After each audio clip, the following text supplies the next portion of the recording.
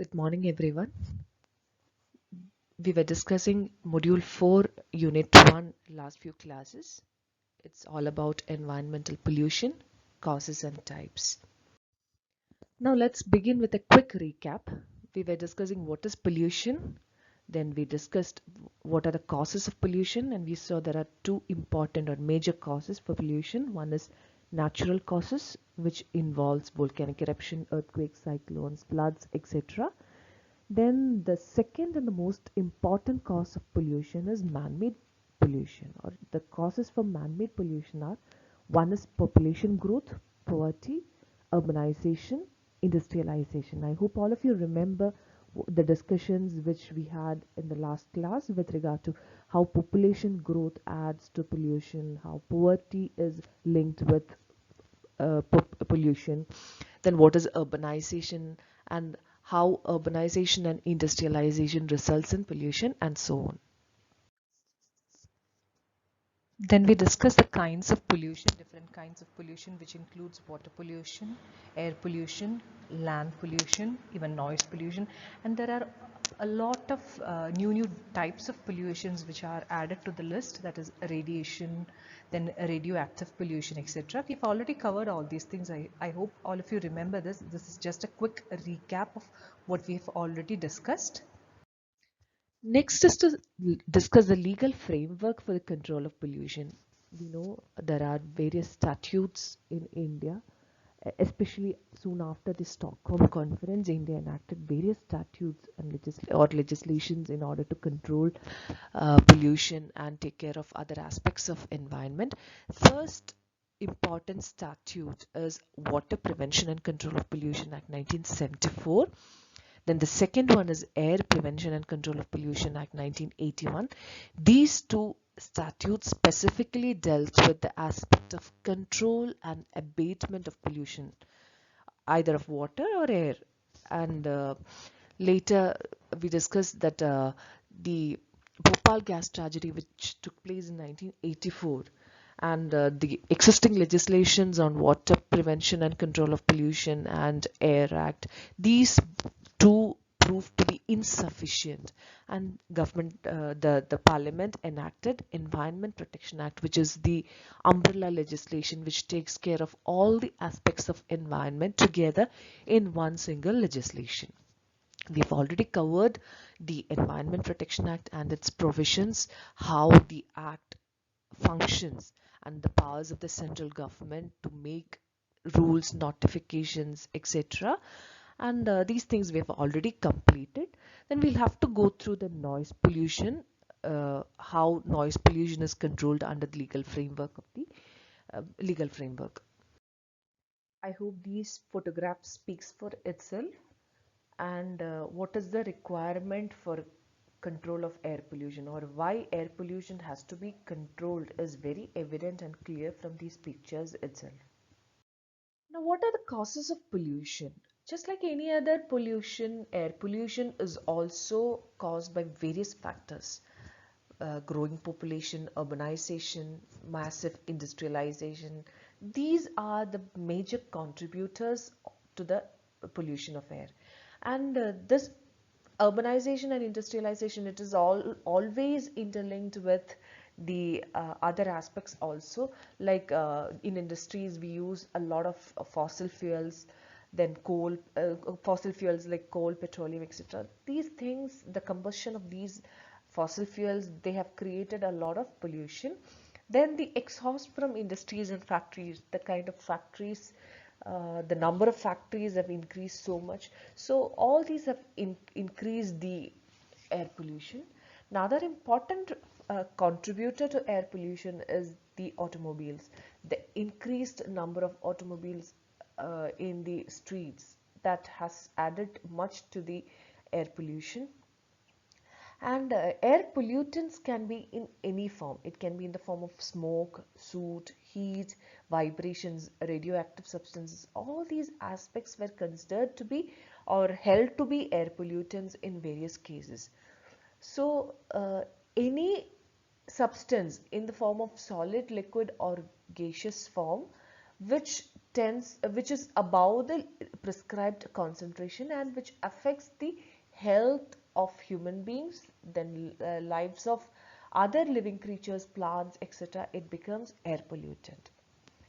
And with these high concentration of air pollutants present in the atmosphere, the quality of air is deteriorating day by day. And you can see that very evidently especially during that winter season and all. We have read what happened in Delhi and all. And similarly, we are reading due to the outbreak of COVID-19 or coronavirus, most of the industrial countries, they have shut down their operations and all, and which has reduced the air pollution to a considerable amount. So industries play a very huge, and even automobiles also, it plays a very huge uh, part in causing air pollution. And that is why, in order to prevent and control air pollution, we have Air Act in the year 1981. Now let's move on in detail with regard to Air Act of 1981. What are the salient features of Air Act?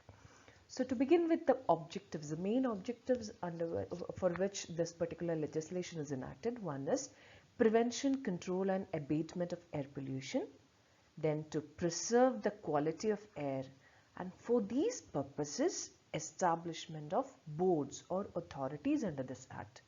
The preamble to the statute also mentions about the implementation of decisions taken in the Stockholm Conference, and this particular legislation was enacted under Article 253 of the Constitution of India. That is in order to fulfill the international obligations which we have made during the Stockholm Conference. And it's almost similar to the provisions of Water Act. Water Act also is enacted with the same objective purpose. Only difference is that it was enacted under 252, Article 252 of the Constitution, where two or more states can approach the Parliament on subjects of state, subjects which falls on the state list, and request the Parliament to enact laws on those subjects. Air Act also begins with a definition of some important or key terms which you can see throughout the statute, which are used throughout this statute. And it begins with air pollutant, which is defined under section 2 clause A of the statute, and it means any solid, liquid or gaseous substance including noise present in the atmosphere in such concentration as may be or tend to be injurious to human beings or other living creatures or plants or property or environment. So this one thing to be noted here is this term noise has been inserted by 1988 amendment. Earlier it was not there, and now even noise which is present in the atmosphere which exceeds that particular amount or concentration, it may become air pollutant. Okay. So you can identify this similar definition in Water Act also. Water Act also defines the term pollutant, and in which we have already discussed all things related to water pollution. Here, whatever things are, in whichever form it can be, like it can be in solid form, liquid form or gaseous form, and if at all it is injurious to human beings, other living creatures or plants or property, we call it as a pollutant. And if you may closely analyze the definition, you can see that it is not just focusing on human beings alone. It also speaks about other living creatures, plants, property. That means it's not just anthropocentric approach. You can find that ecocentric approach in the current definition.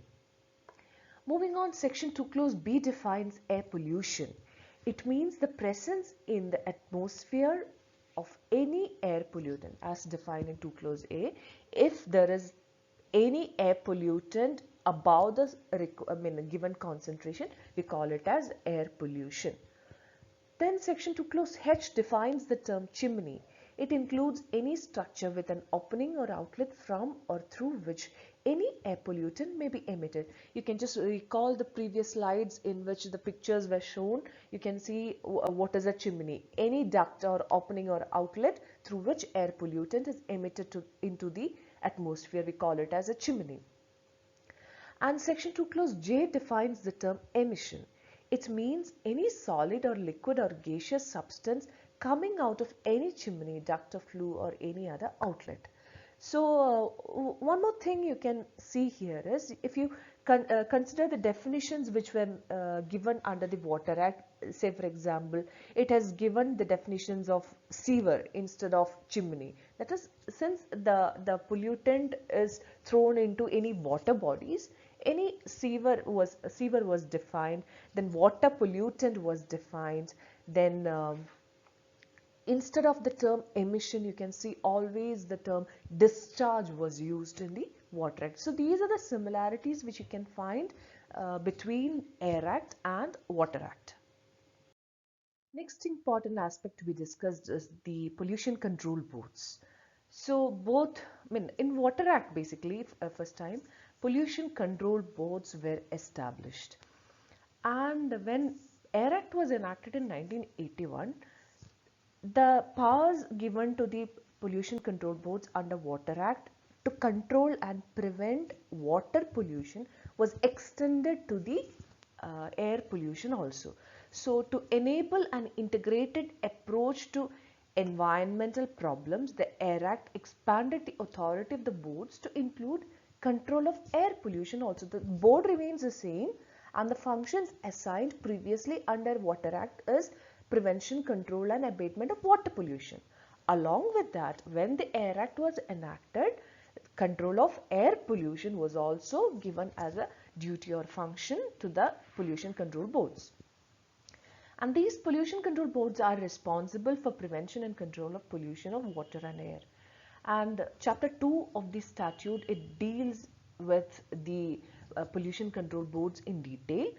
Section 3 of the statute speaks about the establishment of Central Pollution Control Board, and section 4 speaks about the establishment of State Pollution Control Boards, and it also speaks about the constitution, powers, functions of the boards, then terms and conditions of service of the members, their salary allowances, their qualifications, disqualifications. Everything has been clearly mentioned under chapter 2 of the statute.